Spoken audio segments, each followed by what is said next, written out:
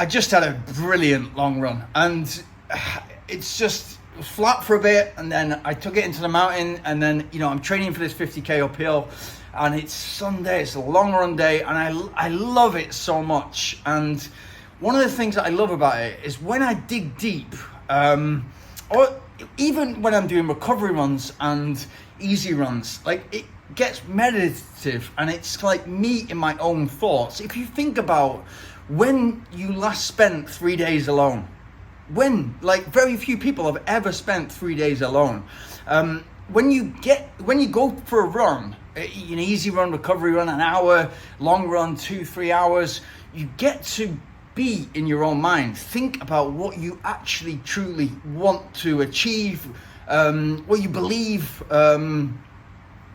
and you either problem solve or you creatively think about an idea. It might be a business idea, it might be a way to get better in running, it might be a way to form a better relationship with your partner, whatever it is. For me, it's like a deep sense of gratitude for everything that I have in my life. My life is wicked. It's so good. Like I feel like my superpower is I get so happy by the small things that I don't need the big thing. I got friends in Dubai and around the world that it's important for them to have the big luxury holidays and fly business class and first class, and it doesn't take me a great deal of money or effort to really genuinely enjoy that. I was laughing yesterday about I love just getting a watermelon and just eating a watermelon. Like it's such a luxury to be able to chop up a watermelon and just thoroughly enjoy eating a watermelon because it's so delicious, and I feel that that's the secret to appreciate the small things. Because if you're relying on the big thing, you have to have a holiday in Las Vegas, you got to go to Maldives, you have the whitest sand and the bluest sea, and that expensive lifestyle is going to come, it may come to an end. What happens when it doesn't? And it's not fulfilling. It's not like happiness is not a destination. It's a path. And don't get me wrong, I love sports cars. I love driving fast bikes. I love high quality things, and those things make me happy as well, like racing around in my car and stuff like that. But it's not the be all and end all. Like if it goes tomorrow, I don't care, because I get to go out and run. I get to go out and run, and I will figure out another way. And that's the confidence that it comes.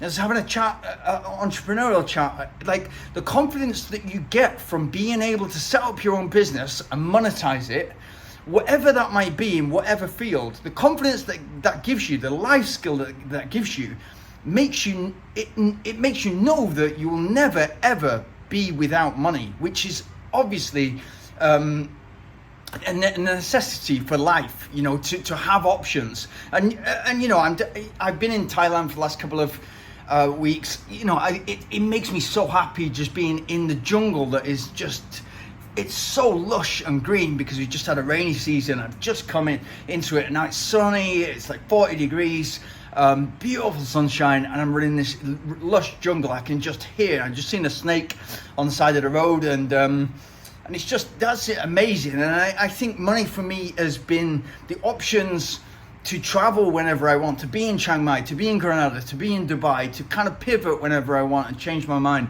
to go to America and race, to go to South Africa, on all these different things, and it gives you those options. But money is so much better spent on experiences rather than material things. And that confidence, that kind of like being able to think to yourself, okay, what running gives me is the time to go out and think of solutions to problems. Like I see all the time on Facebook, like this happens especially in Dubai, and I get that we are in a recession right now, or we've been in a recession for a year and a half, or we're about to go in recession. No matter what you look at it, or how you look at it, or what you believe, or what you kind of like, how you perceive what you're being told, it's not great times right now economically all over the world. and certain places are struggling more than others. So it's not easy to find a job. Like for somebody to employ you and believe in you and give you a chance, it's not easy. But I see on Facebook, I've been looking for a job for 3 years and it's rubbish. The market is bad. Like I saw somebody the other day, I'm thinking about moving from Canada to Dubai, and what do you think? They said, I'm in an IT profession. If you're in an IT profession, you are good for the rest of your life. Yeah, there's a job for you anywhere in the world for the rest of your life. It's just how you get at it. And these people will say, every day I'm on LinkedIn, I'm applying for jobs. So what? Like, so what? Like, if I had put a job advert for somebody, and I get for every 1,000 responses I get, 995 of them are not qualified. They've not taken the time to write any kind of like a bespoke CV or cover letter. It's just a quick apply, and it's just such nonsense. There's no phone calls, there's nobody proactively contacting me or proactively emailing me. It's just all through LinkedIn, and that kind of like easy, well, I'll just be on my phone, and whilst I'm waiting for my food to come or my delivery to come, then I'll apply for 10 jobs. And I think that, and you think that that's you proactively looking for work. It's not. It's just, you may as well be on Facebook, you may as well be, on YouTube playing around with cat videos and stuff like that, which are funny, really funny by the way. But it's like, if that's how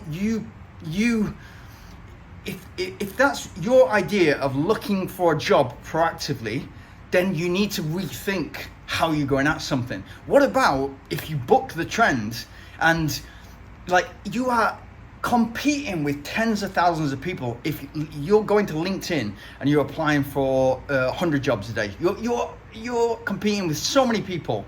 And location, are you actually there in the region? No, you're going to be discounted. Is your phone number a local phone number? No, you're going to be discounted. Can you speak the language of the country that you want to? No, you're going to be discounted. Like, have you taken the time to put together? No, you're going to be discounted. So why not pick up the phone or go and visit? Like, from a really young age, my grandmother, my nan, like I lived with her from a young age, and she just told me, like, she obviously was not around when the email and internet was invented, but she would just say, okay, you want a job, you want to make money, like go and knock on every shop in the local towns, and somebody somewhere will give you a job. And I went as a 13-year-old kid, and I walked into places, I got laughed at for like, what the hell, like, are you looking for a Saturday boy or a weekend boy, somebody who can come after college, after school?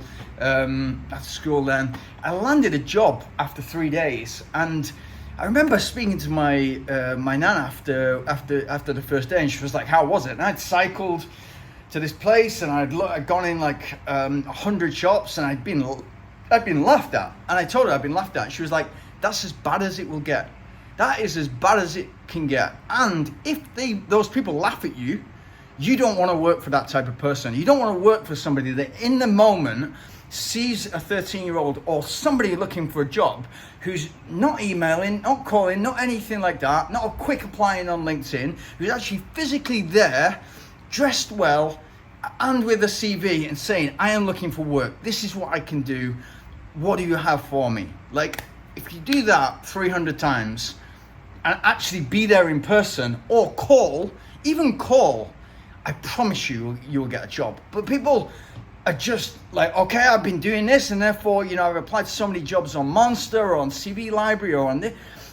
Just get there and do something different. Like, think creatively. And for me, that comes from running. It comes from sport. It comes from problem solving on the go. It's so important that we teach kids these lessons, because okay, we're up against a team we've never played before, and they're beating us 4-2. Like, how do we win this game? What do we do? How do we change the tactic in order to? And of course, the manager's going to help you, but you will then learn those skills in order to think, right, on the go, how do we? We're not used to this, so how do we change? How do we pivot? And that's exactly as we are now. If you're looking for work and your only resource is LinkedIn, then you're going to fall short. And how the hell do you not have a job for 3 years? I don't know how that would work. If you have no income, then obviously you're you're, if you're relying on your savings, you're relying on your parents or your boyfriend, your husband, your wife, it's not a good situation to be in. And of course, that's not going to be good for your mental health. But if you have the confidence from sport and from being out there and creatively thinking out there on the road, out there on the trail, and thinking of solutions instead of just being like, down on your luck and thinking, the world's not fair. Of course it's not fair. You have to go out there and get exactly what you want. And that's the same with running. It's the same with what you put in, you get out, like the persistence, the resilience. It's never going to be easy. It's so rewarding when it all comes together, and it's that consistency over a long time. It's exactly the same in running as it is in the workplace. Consistency, the tenacity, the resilience, the learning, the after work learning, the person that you're trying to become, not the person that you are. It's so important. And hopefully you're doing this yourself. Hopefully you got something from that, but you should be passing this on to kids. Like whenever I coach kids here, like that's the main thing. It's like, if you think you can put a CV together and send it to 1,000 places and 10 of them will call you, you're living in a weird world that it no longer exists, because these companies are receiving thousands, if not tens, if not hundreds of thousands of CVs. So you're getting filtered out on keywords. For me, you have to get real. You have to get real, and you have to do something different.